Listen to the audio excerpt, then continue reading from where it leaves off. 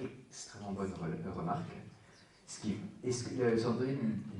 dit, est-ce que il n'y a pas un risque de faire de l'essence? Parce que dans mon schéma, c'est le problème, oui.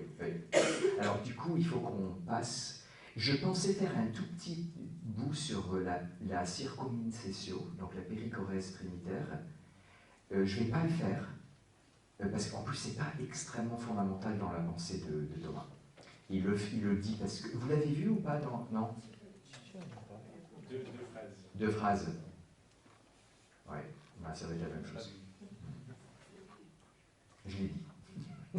C'est que les personnes, c'est Jean Damascène surtout qui a élaboré ça, c'est à partir de Jean 17. Vous savez, dans Jean 17, c'est verset 21 et verset 23.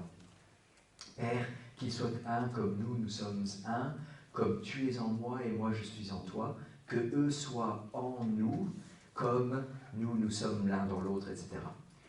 Non seulement les personnes divines sont une par l'essence, mais elles sont l'une dans l'autre.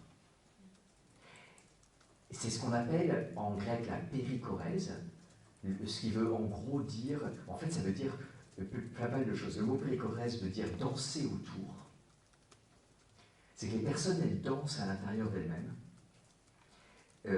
où elles sont présentes à l'intérieur de chacune. Elles font partie l'une de l'autre. Chacune des personnes divines fait partie l'une de l'autre. Et Thomas, lui, et c'est très beau parce que là aussi c'est un appel pour l'être humain. Chez Paul, il y a une très belle expression dans Paul, c'est vous êtes membres les uns des autres. Vous êtes membres les uns des autres. Mais le modèle, de nouveau, c'est la Trinité, où chacune des personnes est entièrement dans l'autre personne et contient l'autre personne. Et Thomas, lui, la seule chose qu'il fait, il n'en fait pas grand-chose, mais pour lui, c'est une sorte de... Ah oui, et puis en latin, c'est circumcessio. Le mot latin, c'est circumcessio. C-E-S-S-I-O à la fin. Même si, en fait, il y a plusieurs orthographes. Mais bon, ça, c'est l'orthographe la plus traditionnelle. Thomas, il en fait simplement une parole de synthèse, en disant, si ils ont une seule essence, si ils sont constitués par leur relation, et si ils procèdent les uns des autres, forcément, ils sont l'un dans l'autre. Surtout déjà c'est le cas pour nous.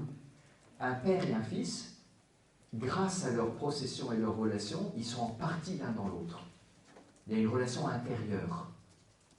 Mais en Dieu, c'est parfait. Donc c'est parfaitement comme ça. En Dieu, c'est parfaitement comme ça.